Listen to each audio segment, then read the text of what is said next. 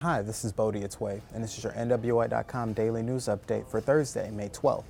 In today's top story, a U.S. District Judge ruled Wednesday against a temporary restraining order on legislation signed to stop funding for Planned Parenthood of Indiana. Planned Parenthood President and CEO Betty Cockrum said the ruling will result in 9,300 Medicaid patients not being able to receive care from their preferred provider. She said Tuesday patients with appointments at the state's 28 clinics would continue to be seen. The bill, signed by Governor Mitch Daniels, is the first in the nation to cut off all funding to the agency that provides family planning services for women. The bill also tightens abortion restrictions in the state.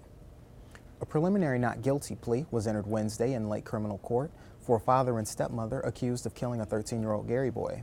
Riley and Kimberly Choate are facing charges of murder, battery, 2 counts of neglect of a dependent, and criminal confinement. 13-year-old Christian Choate was found last week buried in a shallow grave in a Black Oak neighborhood mobile home park. Prosecutors say Christian suffered abuse for several years, which included being locked in a cage for the last year of his life.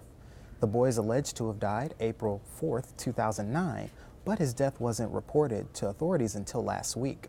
Riley and Kimberly Choate are expected to make formal pleas next week and are being held at the Lake County Jail with no bond. Police may be looking for a person who threw rocks at vehicles traveling on southbound Klein Avenue.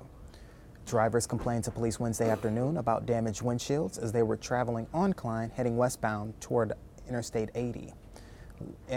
Indiana State Police and the Lake County Sheriff's Department responded to calls for assistance about 3:45 p.m., but a search of the area did not yield any arrests. 15 vehicles reported damage, but only 7 filed police reports. Police warned that throwing rocks can lead to charges of criminal mischief and reckless endangerment, jail time, or juvenile detention. The EPA is telling Illinois to improve water quality standards for portions of the Little Calumet River and other waterways for the health and safety of recreational users.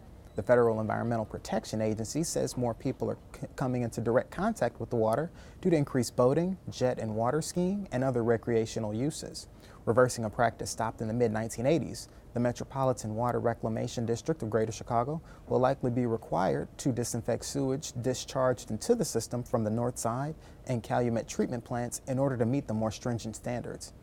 And finally, join the conversation at NWI.com following today's front page story on tourism officials debating whether Northwest Indiana needs a new convention center.